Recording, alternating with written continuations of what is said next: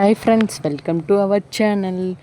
ఈరోజు మనం మన సంప్రదాయ కట్టె పొయ్యి మీద ఎంతో రుచికరమైన వెజ్ బిర్యానీ తయారు చేయబోతున్నాం. కట్టె మంటపై వండిన బిర్యానీకి వచ్చే సువాసన రుచి చాలా ప్రత్యేకంగా ఉంటుంది. కాబట్టి వీడియోని చివరి వరకు చూడండి.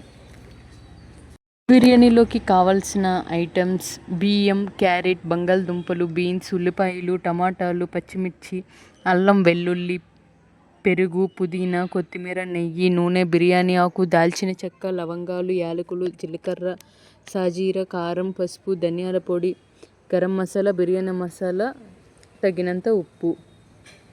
ముందుగా కట్టెల పొయ్యిపై ఒక పాత్రను పెట్టుకొని పాత్రలో తగినంత నూనె వేసి వెజ్ ఐటమ్స్ ఇంకా మసాలా ఐటమ్స్ మొత్తం అన్నీ కలిపి ఫ్రై చేసి బాగా ఉడికిన తరువాత అల్లం వెల్లుల్లి పేస్ట్ వేసి ఇంకా నానబెట్టిన రైస్ కూడా వేయాలి.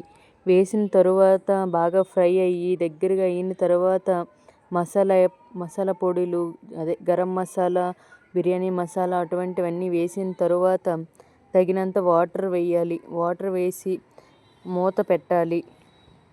25 మినిట్స్ తర్వాత మంచి సువాసన అయితే వస్తుంది. ఇదిగోండి ఫ్రెండ్స్, చాలా రుచికరమైన వెజ్ బిర్యానీ.